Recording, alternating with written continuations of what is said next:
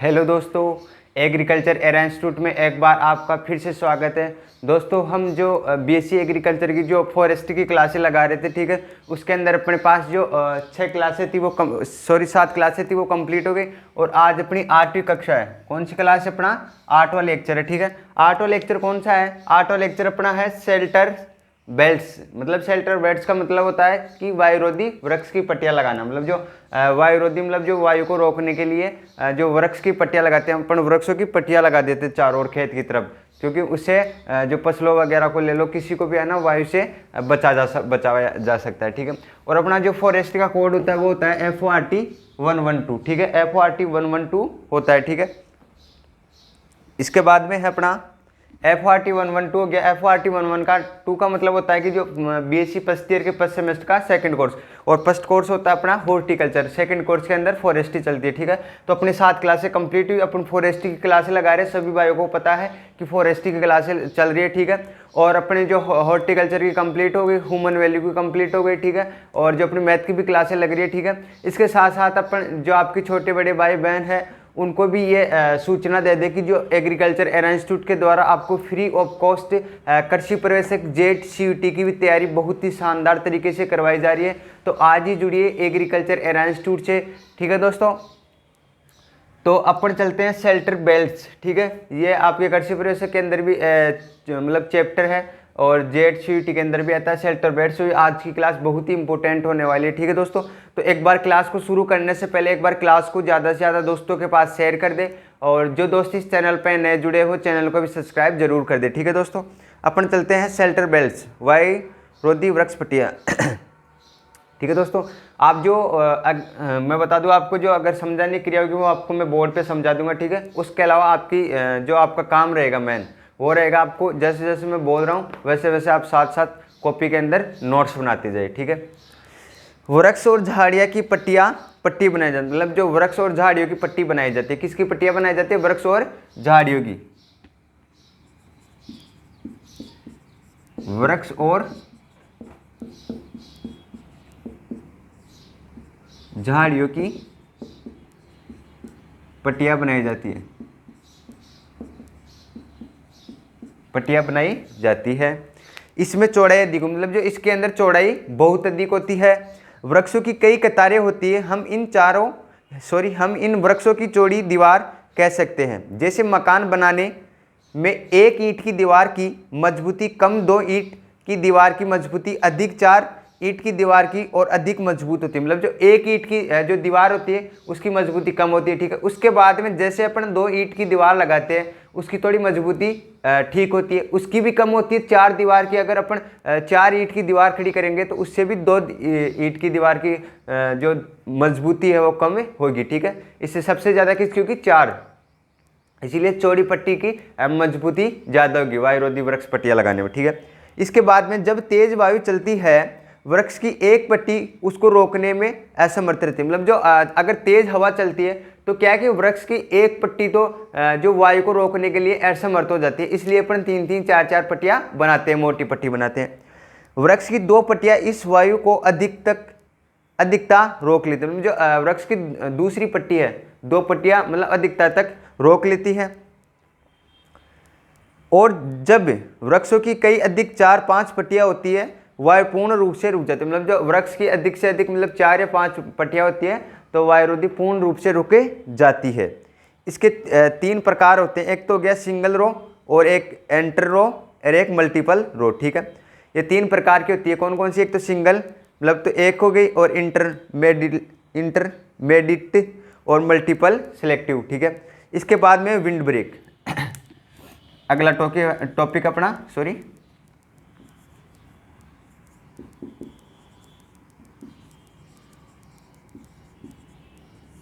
Wind miss वायुरोधी, ठीक है। वायुरोधी के अंदर देखते हैं वृक्षों या झाड़ियों द्वारा वायु को रोकना।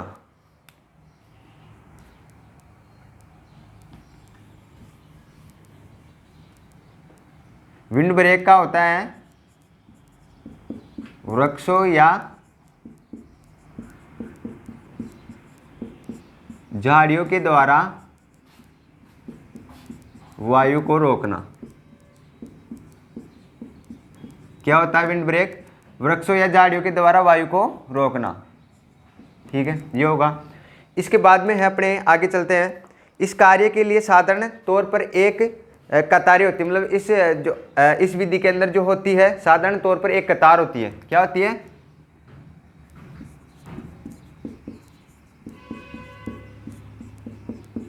साधारण तौर पर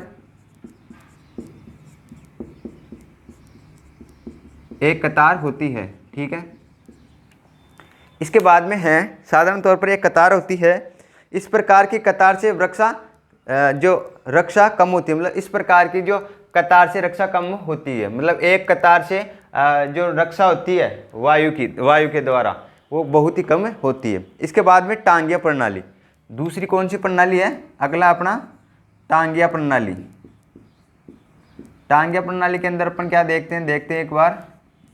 टांगिया प्रणाली के अंदर है जर्मन वनस्पति शास्त्र द्वारा डिजाइन किया गया था, मतलब जो जर्मन के जो कोई वनस्पति शास्त्र वैज्ञानिक थे, ठीक है, उसके द्वारा डिजाइन किया गया था। डाप्रचिच बेंड्रिस 1855 में बर्मा ने शुरुआत की। टांगिया मूल रूप से स्पेल एंड ब्रन फील्ड के लिए करने का नाम है। जलाते किसानों को अनेक सामान्य पर्वत चावल और सूती फसलों के बीच सागौन करने के लिए प्रोत्साहित किया था। बोना खेतों के त्याग के बाद युवा सागौन आबादी को ब्रिटिश औपनिवेशिक वानिकी सेवा में स्थानांतरित किया जाना था। इस प्रकार ब्रेंड्रिस ने संयुक्त कृषि और वानिकी की खेती की पहली प्रणाली बनाई है। टांगिया प्रणाली केवल 1868 में शुरू होने पर जीतने में सक्षम थी, ठीक है। इसके बाद अपन चलते टांगिया होगी। इसके बाद में होम गार्डन, कौन सा है अगला टॉपिक अपना? Home garden.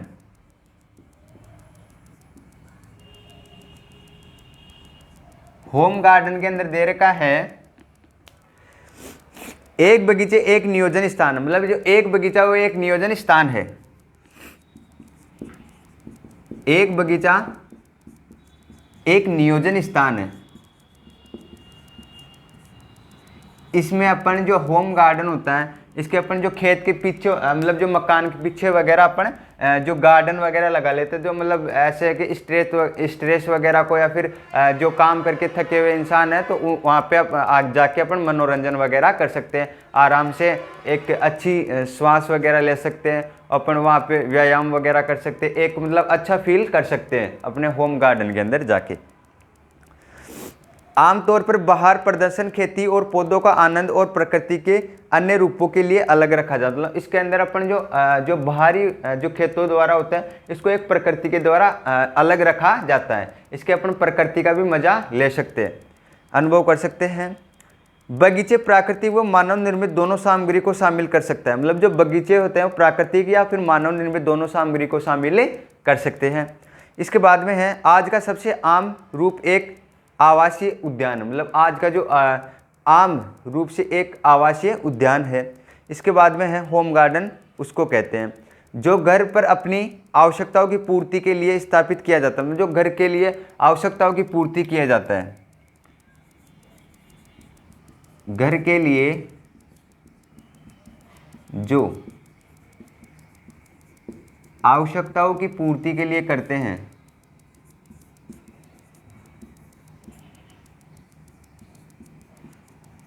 आवश्यकताओं की पूर्ति के लिए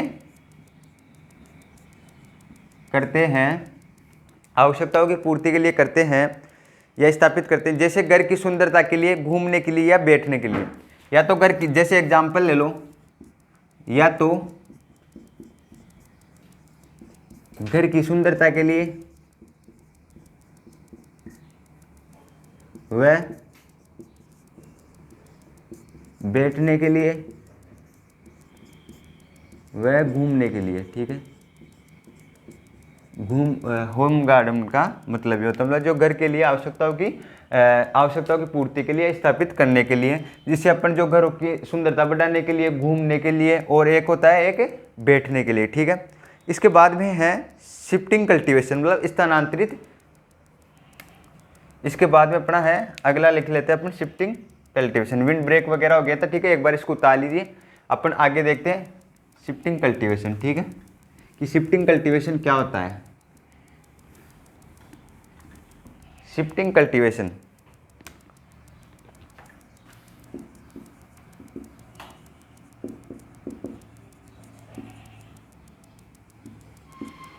कल्टीवेशन, स्थानांतरण। शिफ्टिंग का मतलब होता है स्थानांतरण। स्थानांतरण के अंदर देखते हैं, खेती को स्थानांतरित करना एक प्रणाली है। खेती को जो स्थानांतरित करना एक प्रणाली है। खेती को स्थानांतरण एक प्रणाली है। क्या है? एक प्रणाली है जिसमें भूमि के भूखंडों को अस्थायी रूप से खेत की जाती है, फिर याद दिया जाता है और खेत करने वाले को अपनी प्राकृतिक वनस्पति में पुनः वापस करने का इजाज़त दी जाती है। मतलब इसको क्या है कि अपना हेर फेर के बोलते हैं, मतलब एक स्थान से, मतलब जैसे मान लो वहाँ की अगर उर्वरकता वगैरह कम हो गई या फिर प्रोडक्शन वगैरह अच्छा नहीं हो पा रहा, तो अपन एक स्थान से दूसरे स्थान पर वापस कर सकते हैं। उसके बाद में कुछ सालों बाद में अपन उसी खेत के अंदर वापस भी खेती कर सकते हैं। स्थानांतरण का मतलब ये होता है। मतलब दे रखा है जिसमें भूमि के भूखंडों को अस्थायी रूप से खेती की जाती है। मतलब भूखंडों के रूप में स्थायी रूप से खेती की जाती है, मतलब अस्थायी रूप से, मतलब एक स्थान पर नहीं कर सकते, इसके ऊपर अलग अलग स्थानों पर खेती करते हैं। वो भी बताया था मैं आपको पहले, बता दिए जो। फिर त्याग दिया जाता है, मतलब एक स्थान से जो खेती करना है उसको त्याग दिया जाता है, फिर दूसरे स्थान पर खेती करने चले जाते हैं।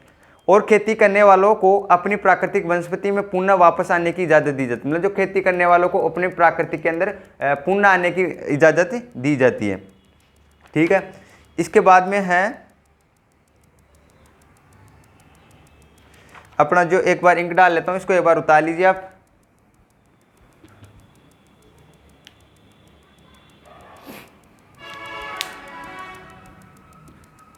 एक बार देख लेता हूं अगला टॉपिक कितना क्या है, इसमें ले लिया फिर अगले में ले गए।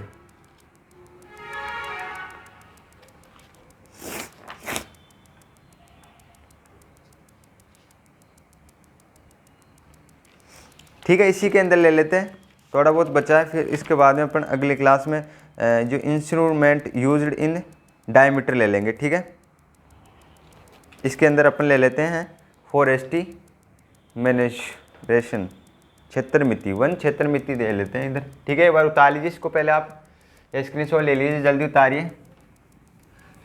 अगला टॉपिक देखेंगे अपन वन क्षेत्र मिति। ठीक है दोस्तों, आप क्लासों को ज़्यादा से ज़्यादा दोस्तों के पास शेयर कीजिए, और जो दोस्त इस चैनल पर नए जुड़े हों चैनल को भी सब्सक्राइब जरूर कर दें। ठीक है दोस्तों, और जैसे जैसे मैं करवा रहा हूँ वैसे वैसे आप साथ साथ उतारते जाइए कॉपी के अंदर। ठीक है, उसके बाद में आप अगर अभी नहीं उतारोगे तो अच्छे प्रकार से आप अभी उतार लोगे, उसके बाद में आप अच्छे से क्लास वगैरह लेके, आप अगर क्लास से वंचित हो जाते हो, क्लास में अगर ध्यान पूर्वक नहीं पढ़ते हो, उसके बाद में अगर आपके पास नोट्स होंगे तो आराम से मतलब जब एग्जाम आ गई तब आराम से आप तैयारी कर सकते हो। ठीक है, इसके बाद में वन क्षेत्र मिति। ठीक है, अगला टॉपिक अपना वन क्षेत्र मिति।